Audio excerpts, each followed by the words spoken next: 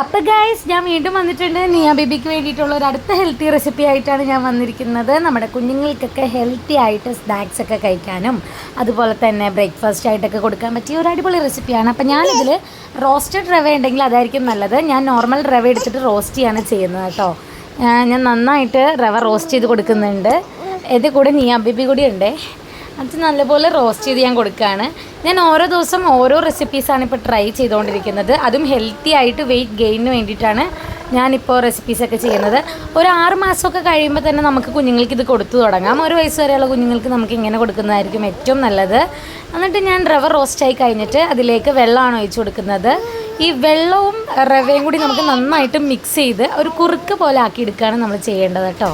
ഞാൻ നല്ല പോലെ കുറുക്ക് പോലെ ആക്കിയെടുത്തിട്ടുണ്ടായിരുന്നു. എന്നിട്ട് നമുക്കിതിലേക്ക് വേണ്ടത് മാംഗോസ് ആണ്. അപ്പം ഞാൻ മാംഗോസ് ചെറുതായിട്ട് അരിഞ്ഞ് വെച്ചിട്ടുണ്ടായിരുന്നു. ഇനി നമുക്ക് ഈ മാംഗോസ് എല്ലാം നന്നായിട്ടൊന്ന് സ്മാഷ് ചെയ്തെടുക്കണം. നല്ലപോലെ നമ്മൾ കൈകൊണ്ട് തന്നെ ഒന്ന് സ്മാഷ് ചെയ്യാണ് ഞാൻ ചെയ്യുന്നത് കേട്ടോ. നിങ്ങൾക്ക് വേണമെങ്കിൽ മിക്സിയുടെ ജാറിലിട്ട് അരയ്ക്കാം. നല്ലപോലെ പേസ്റ്റ് ആക്കണ്ട, ഒരു കഴിക്കാൻ പറ്റുന്ന ഒരു കുറുക്ക് പോലെ തന്നെ നമ്മളൊന്ന് സ്മാഷ് ചെയ്തെടുക്കുകയാണ് ഞാൻ ചെയ്തിട്ടുള്ളത് കേട്ടോ. ഗൈസ്, ഇത് ഹെൽത്തി ആയിട്ടുള്ള റെസിപ്പി തന്നെയാണ്. നമുക്ക് ബ്രേക്ക്ഫാസ്റ്റ് ആയിട്ടോ അല്ലെങ്കിൽ ഈവനിങ്ങിൽ സ്നാക്സ് ആയിട്ടൊക്കെ കൊടുക്കാൻ പറ്റുന്ന അടിപൊളി ഒരു റെസിപ്പിയാണ്. മാംഗോ ബേബീസിനൊക്കെ വെയിറ്റ് ഗെയിനിന് വേണ്ടിയിട്ട് ഹെൽപ്പ് ചെയ്യും.